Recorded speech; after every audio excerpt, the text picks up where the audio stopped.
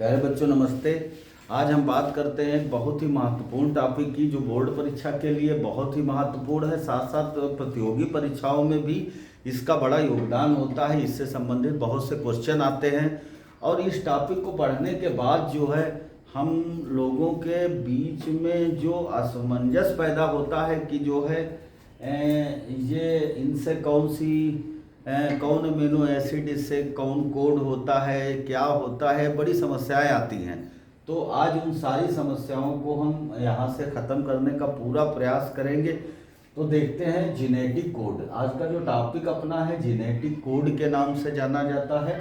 और ये genetic code, इसको आनुवांशिक कूट के नाम से हिंदी में हम जानते हैं, आनुवांशिक कूट, और इसको इंग्लिश में हम जेनेटिक कोड कहते हैं। जेनेटिक कोड क्या होता है? वास्तव में जब आरएनए, डीएनए और क्या कहते हैं प्रोटीन की खोज हो जा चुकी थी, और इसके बाद इनकी खोज होने के बाद लोगों ने सोचा कि इनके बीच में आपस में रिलेशन क्या है और कैसे हैं, तो इसको जानने का बड़ा भरकस प्रयास हुआ। उस समय एक बात पता चली कि जो न्यूक्लियोटाइड श्रृंखला होती है उसमें जो है कुछ विशेष अनुक्रम पर जो है क्षार लगे होते हैं, और वे क्षार जो है का एक विशेष अनुक्रम विशेष अमीनो एसिड को जो है कोड करता है। तो इसकी व्यवस्था को समझने के लिए जेनेटिक कोड नामक एक शब्द का व्याख्या की गई। तो जेनेटिक कोड क्या होता है? 3 नाइट्रोजन क्षारकों से बनी भाषा। मतलब नाइट्रोजन क्षार कौन से? एडेनिन, गुआनिन, थायमिन और साइटोसिन। ये जो है 4 नाइट्रोजनी बेस जो मुख्यतया डीएनए में पाए जाते हैं, तो उनमें के 3 नाइट्रोजनी क्षारकों से बनी भाषा जो किसी विशिष्ट अमीनो एसिड को कोड करता है, किसी विशिष्ट अमीनो एसिड को कोड करता है, जेनेटिक कोड कहलाता है। इसी को हम जेनेटिक कोड के नाम से जानते हैं। बहुत ही सिंपल लैंग्वेज में बात कही गई है कि 3 नाइट्रोजनी क्षारकों से बनी भाषा जो विशिष्ट अमीनो एसिड को कोड करता है, जेनेटिक कोड कहलाता है। अब हम लोग जानते हैं कि हमारे शरीर के अंदर 20 अमीनो एसिड की आवश्यकता होती है, जिसमें से 10 एसेंशियल और 10 नॉन एसेंशियल अमीनो एसिड है। अब एसेंशियल और नॉन एसेंशियल क्या भाई? 10 अमीनो एसिड जो है हमारा शरीर खुद से रिकवर कर लेता है, मतलब खुद बना लेता है, तो हम उनको जो है नॉन एसेंशियल कह देते हैं। कुछ शरीर की जिम्मेदारी है बना लेना। और 10 अमीनो एसिड ऐसे होते हैं जिनको हम किसी भोजन से या बाह्य माध्यम से अपने शरीर के अंदर लाते हैं, और जिनका कार्य होता है प्रोटीन का संश्लेषण करना। तो इनको कोड करने की बात यहाँ पर की जा रही है कि अमीनो एसिड को जो कोड करता है उसी को हम जेनेटिक कोड कहते हैं। अब एग्जाम्पल है जैसे AUG, इसको जो है इनिशिएशन कोड के नाम से भी जाना जाता है, प्रारंभन कोडान इसको भी कहा जाता है।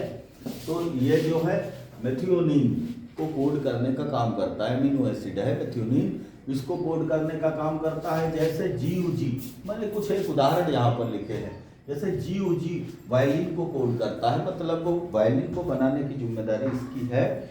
तो यहाँ पर हम इस बात को देखते हैं कि एक बात और आपको ध्यान में रखनी है।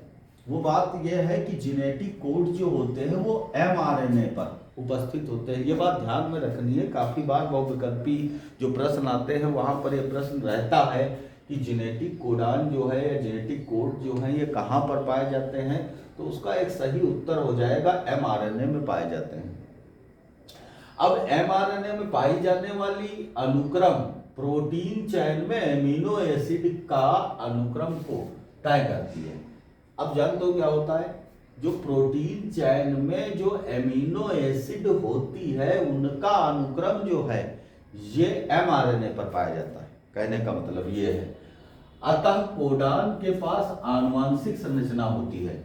तो हम इससे बात कह सकते हैं कि जो कोडान होते हैं उनके पास जो है जेनेटिक स्ट्रक्चर होती है, आनुवांशिक संरचना होती है। अब देखते हैं कि इसकी डिस्कवरी कैसे हुई, खोज इसकी कैसे हुई। बहुत ही इंटरेस्टिंग है कहानी इसकी कि सबसे पहला कोड जो था वो सिंगलेट कोड था।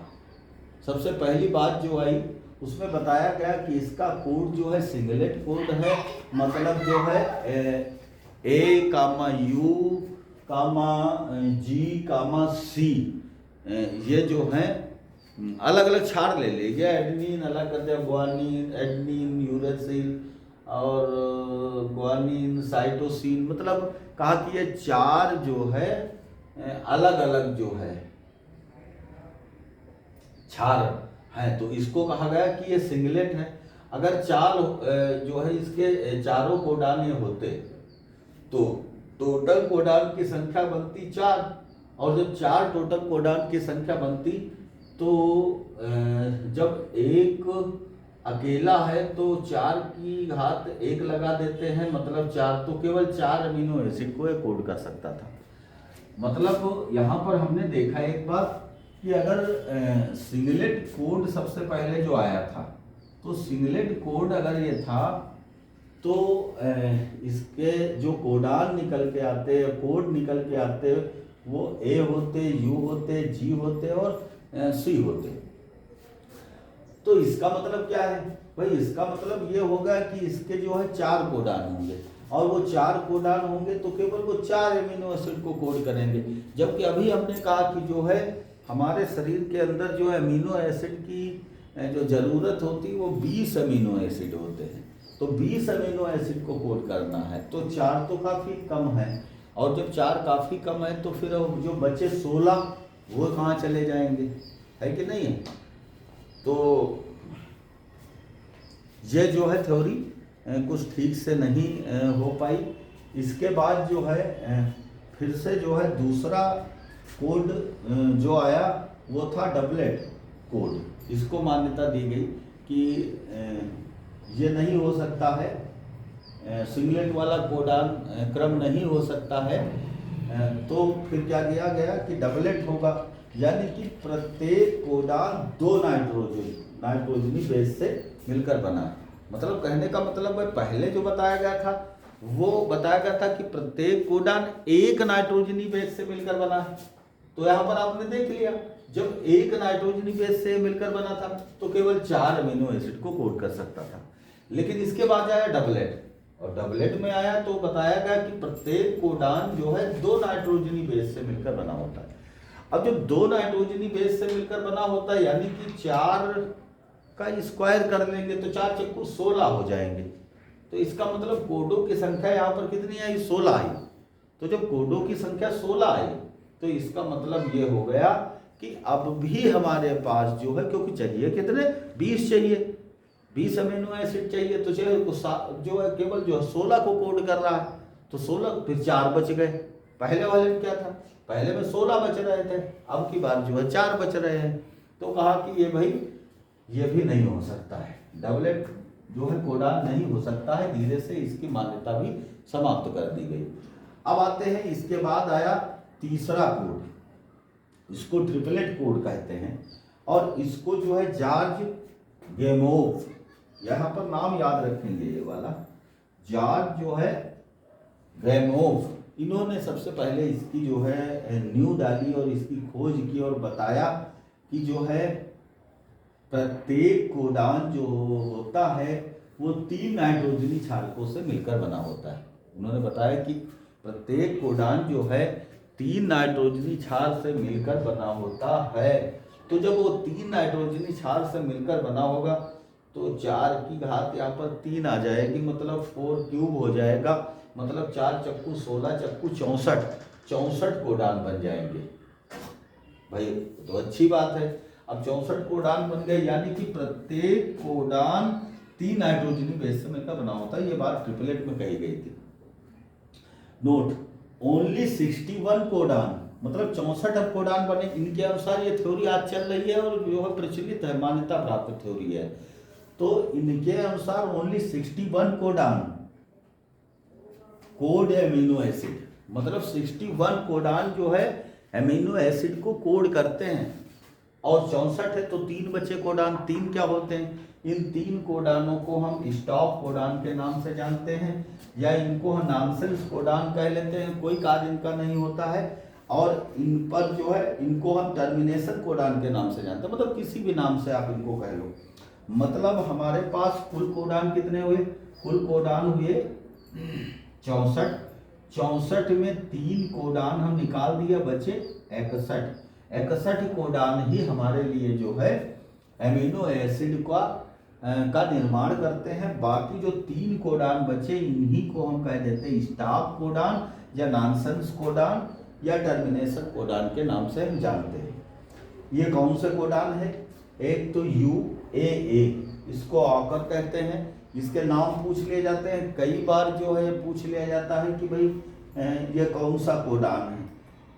UAG इसको अंबर कहते हैं, और UGA इसको ओपल कहते हैं, ओपल कहते हैं। तो ध्यान में रखना है, इनके नाम भी आपको जो है UAA और UAG और UGA नाम भी इसके याद रखेंगे, ऑकर, अंबर और ओपल। यहाँ पर ये 3 कोडान, इनको नॉनसेंस कोडान कहते हैं असलियत पर। इस पर जो है एंटी कोडान नहीं उपस्थित होते, तो वर्क नहीं कर पाते हैं, ठीक है, इनके एंटी कोडान नहीं पाए जाते हैं। तो आते हैं, अब इनकी थ्योरी सिखाई जाए। पहले हम डबलेट कोडान वाली बात कर लेते हैं। दूसरा कोडान की थ्योरी क्या है? देखिए, जब दूसरा कोड आया तो इसको कहा गया डबलेट कोड। और डबलेट कोड में 2 नाइट्रोजनी बेस कैसे होंगे? U और U। तो पहला कोडान बनता UU, फिर क्या बनता UC, फिर क्या बनता UA, फिर क्या बनता UG, फिर क्या बनता CC, फिर क्या बनता फिर बनता UC, फिर बनता CC, फिर बनता CA, फिर बनता CG, ऐसे बनता। फिर क्या बनता UA, फिर CA, फिर AA, फिर AG।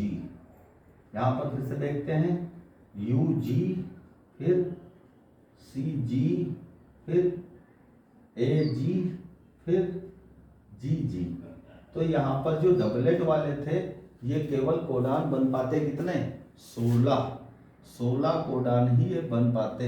और जब 16 कोडान बन पाते तो 4 जो है अमीनो एसिड पड़े ही रहते, उनका निर्माण कैसे होता?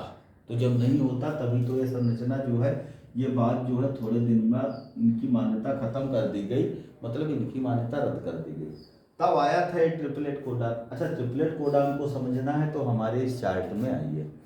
और इसको बनाने के लिए हम लोगों ने क्या किया है? सबसे पहले इसको अगर खैर याद करना तो इम्पॉसिबल है, तो हम इसको एक सिंपल भाषा में इसका एक तरीका बताते हैं कैसे इसको हम लिखेंगे। मैंने एक चक्र बना लिया, पुनेट का जैसा एक चक्र बना लिया, और इस पर जो है UCAG, यहाँ पर जो है हमने नाइट्रोजनी क्षार रख दिए। यहाँ पर भी हमने क्या किया? नाइट्रोजनी क्षार रख दिया, और यहाँ पर एक घेरे में 4 नाइट्रोजनी क्षार, फिर अगले घेरे में 4, अगले घेरे में 4 और अगले घेरे में 4 नाइट्रोजनी क्षार रख दिए। अब इसका एक सिंपल तरीका है बनाने का, कैसे जान पाएंगे? इसको क्या करेंगे? मल्टीप्लाई टाइप से कर लेंगे तो बड़ी आसानी से बन जाएगा। U और यहाँ पर चले आए U, तो ये बन गया ऊपर वाला U। फिर क्या करते हैं U, अब यहाँ पर चले आएंगे तो क्या बनेगा? C, UUC, एक कोड हो गया। UUA और UUG, ये देखो हो गए तुम्हारे। तो यहाँ पर जो है इस तरीके से पूरी श्रृंखलाएं बना ली गई है। और जब ये पूरी श्रृंखला बना ली गई तो यहाँ पर जो है 64 कोड जो है तुम्हारे यहाँ पर जो है बन के तैयार हुए हैं। और ये 64 कोड जो हैं में 61 कोड केवल क्या काम करते हैं, 61 कोड केवल जो है अमीनो एसिड को कोड करेंगे और बाकी जो 3 रहे वो नॉनसेंस हो जाएंगे, नॉनसेंस कोडान हो जाएंगे। तो हम लोग देखते हैं असलियत में ऐसा होता क्यों है। तो फिर अब तो यार ज़्यादा हो गए, 20 अमीनो एसिड चाहिए थे और वहाँ पर कोड तो हमारे निकल के आ गए 64। तो इसका मतलब क्या है, मतलब एक से अधिक कोडान ऐसे हैं जो एक एमिनो एसिड को कोड करने का काम करते हैं। मतलब यहाँ पर जो कोड हैं एक से अधिक कोडान है। जैसे यहाँ पर ये लिख दिया गया है, यहाँ पर क्या है, फी है, ल्यू है, शेर है, ट्राई है और ये नॉनसेंस कोडान यहाँ पर दिखाए गए हैं, ट्रैप है। ये क्या है, अमीनो एसिड हैं। तो आपने देखा जैसे फी है तो फी को कोड करने वाला जो है एक कोडान तुम्हारा होगा यू यू यू और इसी फी को जो है कोड करने वाला एक कोडान होगा यू यू सी। तो 2 हो गए यहाँ पर, ठीक है। ऐसे बहुत से इसमें कोडान है जो एक से ज़्यादा कोडान जो है किसी एक अमीनो एसिड को कोड करने का काम करते हैं। तो ये संरचना जो है ये बिल्कुल समझ में आई होगी और जेनेटिक कोड के बारे में आप लोग समझ गए होंगे। बहुत आसानी से इसको समझाने का प्रयास किया है। आपको ध्यान में रखनी है एक बात, क्या रखनी है, जेनेटिक कोड किसे कहेंगे, जेनेटिक कोड कहेंगे 3 नाइट्रोजनी क्षारों से बनी भाषा जो विशिष्ट एमिनो एसिड को कोड करता है। विशिष्ट का मतलब वह एक कोड से एक विशेष प्रकार की एमिनो एसिड ही कोड होगी उससे। यहाँ पर कहने का मतलब है कि वो एक विशेष प्रकार का कोड, जैसे ये है और ये है, कहीं पर यू यू यू आ जाए और या यू यू सी आ जाए तो इसका मतलब है एक विशेष प्रकार का एमिनो एसिड है, यही कोड होगा। तो इसी को हम क्या कह लेते हैं, जेनेटिक कोड के नाम से जानते हैं। तो बहुत आसान है, जैसे AUG है, यहाँ पर ढूंढते हैं AUG का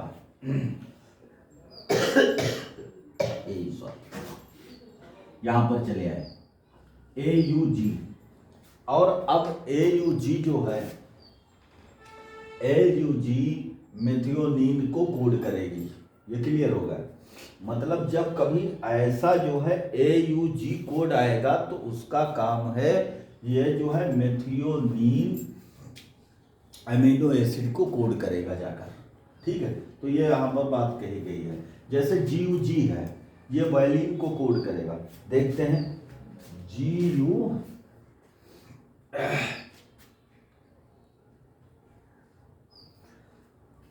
यहाँ पर जो है ये गलती से लिखा है GUG होना चाहिए।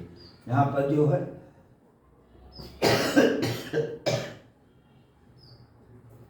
GUG, जो GUG है जो कोड करेगा, ये किसको कोड करेगा जाकर, ये वायलिन को कोड करेगा। ये बात है। 2-3 चीज़ें यहाँ पर बहुत इंपॉर्टेंट है, मैं फिर से फोकस करना चाहता हूँ। एक तो डेफिनेशन, जेनेटिक कोड किसे कहते हैं, मतलब आपको ध्यान रखना है 3 नाइट्रोजन क्षारकों से बनी वह भाषा जो विशिष्ट एमिनो एसिड को कोड करने का काम करती है, जेनेटिक कोड कहलाता है। सबसे पहली बात ये है, एक आध एग्जाम्पल दे देना उसको। जेनेटिक कोड कहाँ पर उपस्थित होते हैं, आपको ध्यान में रखना है, mRNA पर उपस्थित होते हैं। दूसरी बात जो है, mRNA में पाई जाने वाली अनुक्रम जो होती है, जो प्रोटीन चेन में एमिनो एसिड के अनुक्रम को तय करती है।